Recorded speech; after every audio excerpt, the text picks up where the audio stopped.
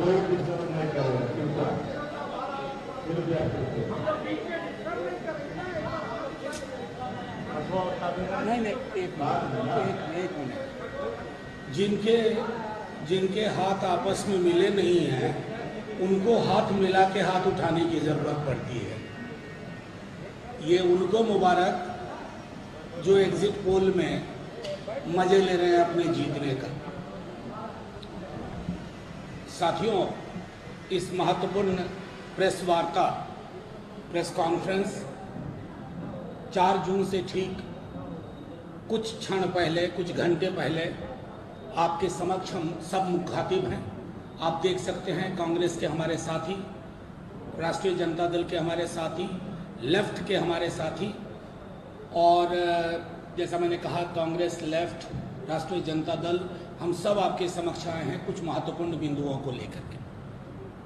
साथियों, बीते 1 तारीख से हमने खर्च का तमाशा देखा, जिसे लोग एग्जिट पोल के नाम से जानते हैं। एग्जिट पोल आप सब मुझसे ज्यादा बिहार को जानते हैं। बिहार में ये एग्जिट पोल सक्सेस से ज्यादा फेलियर हुआ। मैं नाम नहीं लूंगा एग्जिट पोल करने वालों का, इसलिए कि बड़ा पैसा लगता है, पीएमओ तक दिलचस्पी लेता है। दिलचस्पी ही क्यों लेता है, पैसे से भी मदद करता है। और जाहिर है खर्च का ये उत्सव अगर किसी ने तय किया है तो उसको मुबारक, क्योंकि इससे बाजार भी जुड़ा हुआ है।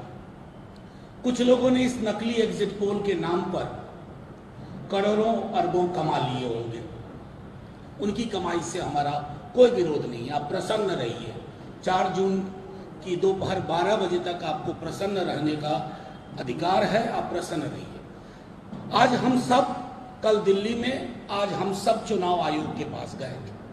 हमने चुनाव आयोग से ये दरखास्त की है, और वो दरखास्त साक्ष्य के आधार पर की है कि पोस्टल बैलेट को लेकर के हमें 2020 वाले फरेब की अगर संभावना कहीं दिखी, आहट भी दिखी, तो प्रतिकार इस बार 20 वाला नहीं होगा। प्रतिकार उसी अंदाज में होगा और ऐसा होगा जिसके पीछे बिहार की जनता खड़ी होगी हमारे साथ, क्योंकि पोस्टल बैलेट बड़ी संख्या में आया है। और आप सब जानते हैं पोस्टल बैलेट किनका होता है। वो उनका होता है जो बदलाव महसूस कर पाते हैं या बदलाव चाहते हैं।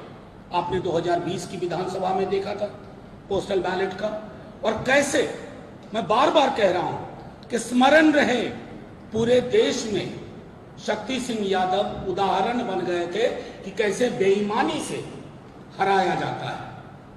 जीत का प्रमाण पत्र लेने के लिए कहा गया था कि बैठे रहिए, और बाद में घालमेल करके तो हमने सख्त बात कर दी है कि पोस्टल बैलेट की गिनती हो, उस गिनती का समायोजन हो, और उसके बारे में ना नुकुर वाली टेंडेंसी नहीं चलेगी। हर चरण की मतगणना के बाद जब तक वो सारे कैंडिडेट को सेटिस्फाई ना कर पाए, अब मैं दोबारा दोहरा रहा हूं, हर चरण की, मान लीजिए किसी क्षेत्र में 22 राउंड होना है, 1 राउंड मतगणना हुई, सारे कैंडिडेट के आंकड़े जब तक अपलोड ना हो जाए, सबकी संतुष्टि से ना हो जाए, तब तक दूसरे चरण की मतगणना में प्रवेश नहीं करना है। फिर दूसरा चरण हो जाए और उसी प्रक्रिया के अधीन हो तो फिर तीसरे चरण में जाना है। कहीं भी 17C फॉर्म आप सब जानते हैं, कई कैंडिडेट्स को 17C फॉर्म नहीं दिया गया। ये बात हमने चुनाव आयोग में भी कही है कि नहीं दिया गया 17C। ये महत्वपूर्ण आंकड़ा होता है कि उस बूथ पर चुनाव की समाप्ति के पश्चात कितने वोट पड़े और उस पर सबके हस्ताक्षर होते हैं। उससे ज्यादा प्रामाणिक कुछ भी नहीं होता है। अगर वो प्रामाणिक दस्तावेज उपलब्ध नहीं कराया गया है हजारों बूथों पर, तो जब मतगणना शुरू हो, स्ट्रांग रूम से कंट्रोल यूनिट और बैलेट यूनिट को बाहर लाया जाए। या तो आप उसकी तस्वीर खींचने की इजाजत दीजिए, या उस वक्त आप वो फॉर्म प्रपत्र मुहैया कराइए कि बूथ नंबर 1 पर 883 वोट गिरे, शाम 6:30 सबके हस्ताक्षर हो, वो कॉपी आप फोटोकॉपी उसकी उपलब्ध कराइए। उसकी क्यों आवश्यकता होगी? उसकी आवश्यकता इसलिए होगी कि जब डिस्प्ले होगा रिजल्ट का, तो अगर आप देखें कि बूथ पर 883 वोट गिरे लेकिन ईवीएम में 918 वोट आ रहा है, तो यह त्रुटि है, यह विसंगति है। इस विसंगति को दूर करने के लिए फौरी तौर पर कार्रवाई की जाए। सील में कहीं भी अगर कंट्रोल यूनिट, बैलेट यूनिट की सील में कहीं कोई दिक्कत है, तो आप उम्मीदवार की बातों को ध्यान में रखते हुए तुरंत पहल कदमी लीजिए। ये मैं आज के प्रेस कॉन्फ्रेंस के माध्यम से तमाम डिस्ट्रिक्ट मजिस्ट्रेट से, ऑब्जर्वर साहिबान से, साहब से ये कहना चाहता हूं कि इस बार अगर किसी भी प्रकार की गुंजाइश रखी आपने धोखाधड़ी की, चाहे किसी भी बड़े आदमी का फोन आया हो आपके पास, किसी भी बड़े आदमी का फोन आया हो, तो सबसे बड़ा फोन जनता के पास है। वो सारे फोन पलट देती है, तोड़ देती है। ये ध्यान में रहे। हम चाहते नहीं, आप एक एक चीज रूल बुक के हिसाब से करिए। कानून की किताब में, इलेक्शन मैनुअल में 1961 की जो प्रावधान है उसके आलोक में आप एक एक चीज, चाहे 17C का हो, काउंटिंग के हर चरण का मामला हो, या 17C में जैसे अब डिस्प्ले में आ गया कि इसको 400 वोट ए को, बी को 320 वोट, सी को 80 वोट, डी को 40 वोट, ये जब तक लोग नोट ना कर ले काउंटिंग एजेंट और संतुष्टि के साथ नोट ना कर ले, आवश्यक हो तो आप फिर से डिस्प्ले बटन दबाइए रिजल्ट का, ताकि जिन्होंने नोट नहीं किया है वो नोट कर पाए। ये सारी चीजें हमने चुनाव आयोग को भी कही हैं, लिखित में दिया, मौखिक रूप से हम सब गए थे, हमने अपनी बात रखी। बस इतना बताना चाहते हैं कि एग्जिट पोल के मनोवैज्ञानिक ट्रिक में बिहार की जनता फंसने वाली नहीं है। हमने जनता का सर्वे देखा है, तेजस्वी यादव का बिहार में कैंपेन देखा है। एक तरफ नौकरी, गैस सिलेंडर 500 रुपए, महिलाओं को 1 लाख रुपए, सेना की पूर्ववर्ती बहाली, रेलवे की नियुक्तियां, दूसरी तरफ भैंस खोल लेगा, मंगलसूत्र छीन लेगा, बिजलियां काट देगा, टोटी तोड़ लेगा, मुजरा करेगा। ये 2 विमर्श का चुनाव था, 2 विमर्श का चुनाव। और बिहार की जेपी कर्पूरी वाली जनता तेजस्वी यादव के नेतृत्व में, जो पूरे महागठबंधन ने, लेफ्ट पार्टीज ने, वीआईपी ने, कांग्रेस ने, आरजेडी ने जो कैंपेन लॉन्च किया, उस कैंपेन के आधार पर मिनिमम, हमारे साथी शक्ति जी तो आगे, मिनिमम 25+ सीट हम जीतने जा रहे हैं। और ये आपको कल दोपहर तक पता चल जाएगा। ये भी पता चल जाएगा, आप देख रहे हैं कि कुछ चैनल्स अपने एग्जिट पोल के आंकड़े को एक दिन के बाद एडजस्ट कर रहे हैं। ये एडजस्टमेंट क्यों हो रहा है? वो धीरे धीरे हो सकता है शाम तक और एडजस्ट, और कल तो पूरा एडजस्ट हो जाएगा जब आंकड़े आ जाएंगे। इस 3 दिन में जिसको पैसे कमाने थे कमा चुका, जिनको गंवाने थे गंवा चुका, और 3 दिन तक प्रसन्न रहे। आखिर में फिर यही कहूंगा आपके माध्यम से, तमाम जो लोग जो काउंटिंग के रिस्पॉन्सिबल अथॉरिटी हैं, जो रिटर्निंग ऑफिसर हैं, ऑब्जर्वर्स हैं, उन सब से, AROs हैं, उन सब से आग्रह है। कल सुप्रीम कोर्ट इलेक्शन कमीशन का वो भी आ गया। कई जगह शिकायत मिल रही थी कि ARO के टेबल पर काउंटिंग एजेंट नहीं देंगे। हमने वो लड़ाई भी जीती है। हर जगह काउंटिंग एजेंट होगा, हर जगह।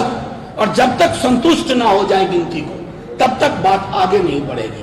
तो तमाम लोगों से फिर अपील करता हूं, डीएम साहब से, ARO सबसे, गिनती में घालमेल की कोशिश मत करिएगा, क्योंकि चीजें फिर हमारे हाथ में नहीं रहेंगी। जनता तैयार बैठी हुई है, जनता तय करेगी क्या करना है, प्रतिकार का स्वरूप क्या होगा। शुक्रिया, जय हिंद। सत्य भाई पहले पांडे जी 1 मिनट, उसके बाद सवाल है। इलेक्ट्रॉनिक प्रिंट मीडिया के मित्रों, मनोज झा जी ने आपसे आज के ब्रेकफास्ट की जानकारी दी। हम लोग चुनाव कमीशन से मिले हैं और आपके माध्यम से यह कहना चाहते हैं कि हम जनता का जनभार बदलाव के पक्ष में बिहार देश में एक उदाहरण साबित करेगा। और हम आपको विश्वास देना चाहते हैं कि मनोज झा ने 25+ कहा, जनता का जो जनभार है वह 30 से ऊपर का। मैं इस बात को इसलिए कहता हूं कि पूरे बिहार के 40 पार्लियामेंट में महागठबंधन के पक्ष में आंधी चली है। जात धर्म से ऊपर उठकर मतदाताओं ने मत दिया है। पोस्टल बैलेट पेपर की गिनती पहले 8 बजे से होगी। मैं आपके माध्यम से कहना चाहता हूं, पोस्टल बैलेट पेपर की गिनती का अनाउंसमेंट करो, कब ईवीएम खोलने का काम करो। ईवीएम का एक राउंड अनाउंस करो, तब दूसरा राउंड शुरू करो। हम तमाम रिटर्निंग अफसर से, तमाम एआरओ से हम कहना चाहते, बिहार में जनमत को दबाने की कोशिश नहीं हो।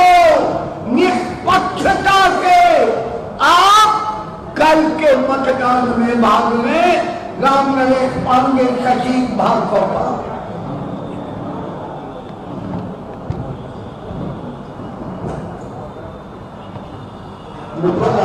नमस्कार।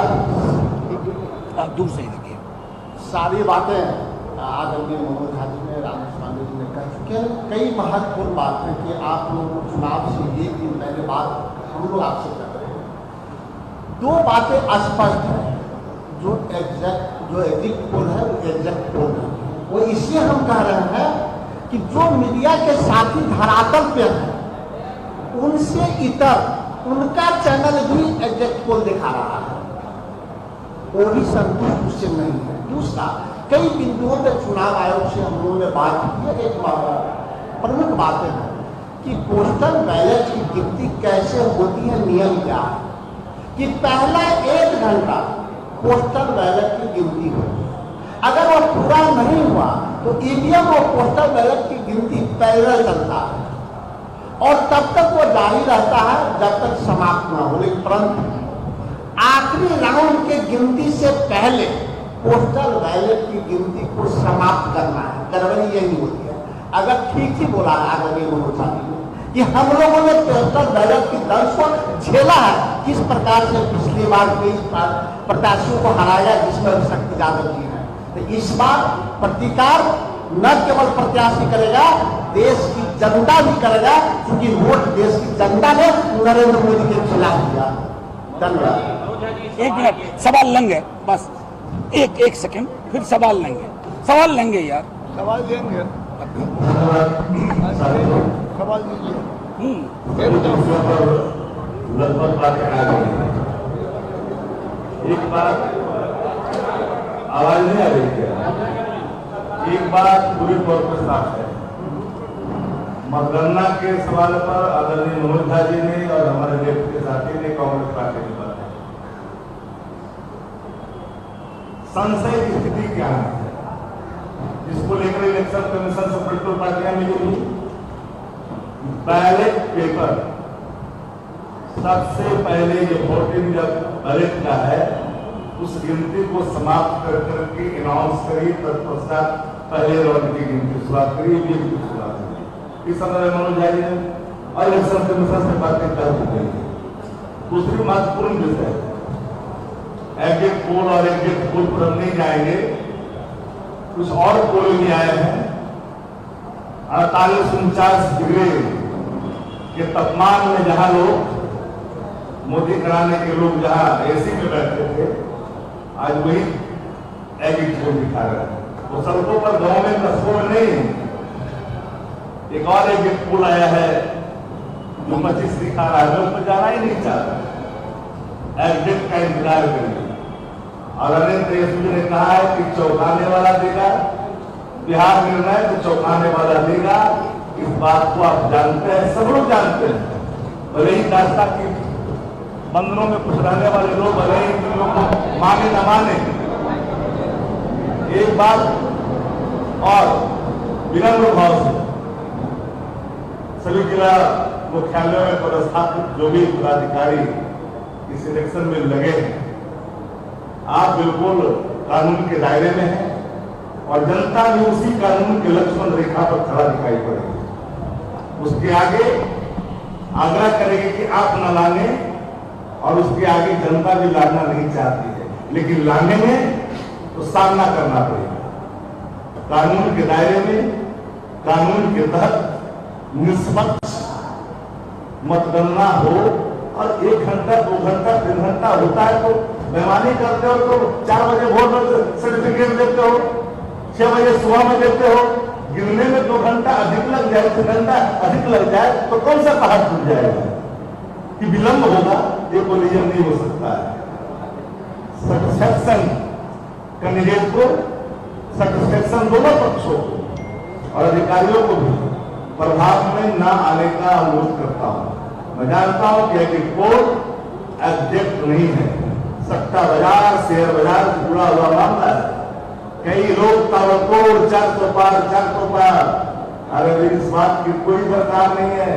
एग्जिट का इंतजार करिए, सबको पता है, कान से माइक नोच करके तो भाग रहे थे, मैंने टेलीविजन पर देखा है। इसलिए आग्रह है सब लोगों से कि भाई हम लोग बिल्कुल कानून का पालन, इलेक्शन कमीशन से आग्रह किया, हमारे मनोज झा जी के नेतृत्व में सारे डेलीगेशन गए और जाकर के बातों को रखा गया है। हम उम्मीद करते हैं कि निष्पक्ष, बिना भेदभाव के प्रभाव में न आकर करके मतगणना को मोड़ रूप दिया जाए, मत पत्रों की गिनती पहले कर ली जाए। विलंब हुई घंटा वो चलेगा, विलंब का बहाना नहीं, सेटिस्फैक्शन होना चाहिए, बिल्कुल निष्पक्ष होना चाहिए। मेरी बातों के साथ बहुत बहुत धन्यवाद। मनोज जी, आप ये कह रहे हैं कि अगर गड़बड़ी होगी तो हमने कार्यकर्ताओं को ये संदेश दिया है कि डटे रहना, इसका मतलब ये है कि धावा बोल देंगे? नहीं, आपने ये मुझको कैसे सुना पता नहीं। मैंने कहा कार्यकर्ता तो बोला ही नहीं, मैंने कहा बिहार की जनता, क्योंकि जनता जब अपने मनोनुकूल जो उसने वोट किया है उसके विपरीत, अगर उसके विपरीत कोई गलत काम करने की कोई, ये बहुत बड़ी महत्वपूर्ण बात मैंने कही थी, खास करके पोस्टल बैलेट के संदर्भ में, खास करके डिस्प्ले यूनिट में जो चीजें दर्शाई गई हैं उसको नोट करने के लिए पर्याप्त समय दिया जाए, ये कहा था। कार्यकर्ता तो हमारा है ही, जनता तैयार नहीं हो। नहीं, इनपुट बिहार विधानसभा आप लोग को सब हमको बोले भी है व्यक्तिगत तौर पे कि आपकी सरकार बन रही थी, मैनिपुलेट किया गया। मैं बता रहा हूं यहाँ 90% पत्रकारों ने प्राइवेट में मुझसे यही बात कही है। एक प्रत्यक्ष उदाहरण लेके चलता हूं हमेशा, शक्ति जी, आप ऋतु जायसवाल का चुनाव याद कीजिए, आप महिषी याद करिए, कितना उदाहरण दूं, 8-10 सीट तो यूं गए और उसी से हमारी सरकार नहीं बनी। तो इनकी बरबीघा मुंगेर, इनकी कार्यशैली से हम वाकिफ हैं, और चूंकि इनकी कार्यशैली से वाकिफ है तो इस बार बिहार की जनता ने हमसे कहा कि पिछली बार की तरह आप लोग चुपचाप मत रहिएगा, प्रतिकार करिएगा, लोकतांत्रिक प्रतिकार।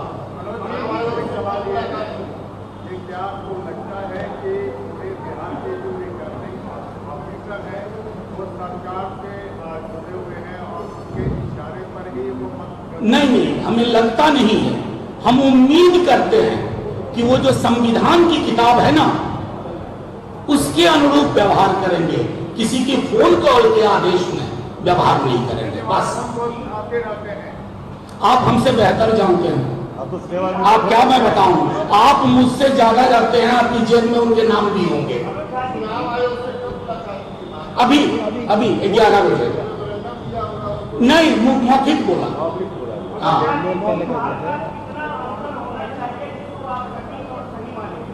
ये तो आप लोग तय करेंगे, हम सीधा ये कह रहे हैं, हमने अपनी आशंकाएं, अपना बल, अपना आत्मविश्वास आपके समक्ष रख दिया।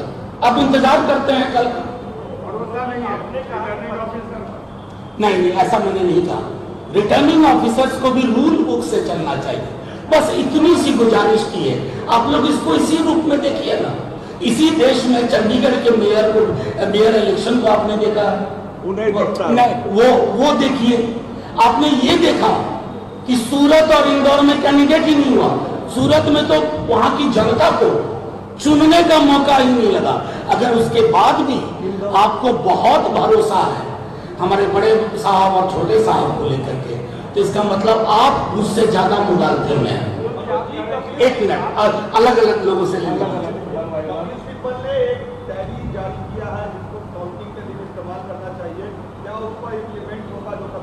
नहीं, कपिल सिब्बल जी ने इलेक्शन कमीशन से बात की है। ये कपिल सिब्बल जी ने अपने घर में नहीं पकाया है। एक बहुत महत्वपूर्ण जीत कल भी हासिल हुई कि काउंटिंग टेबल जो फाइनल है आरओ का, उस पर पहले काउंटिंग एजेंट को लेकर के दुविधा की स्थिति कर दी थी चुनाव आयोग ने। कपिल सिब्बल जी ने इस बात को उठाया और अब सुनिश्चित किया गया है कि आरओ टेबल पर भी काउंटिंग एजेंट होगा। अरे कमाल कर रहे हैं, हम ना चाहें, मतलब लोकतंत्र है साहब, किसी का राजतंत्र तो है नहीं। आपके 3 क्वेश्चन आ चुके। एक मिनट, आप हमको जिन्होंने नहीं पूछा उनसे पूछा। आपके 3 क्वेश्चन।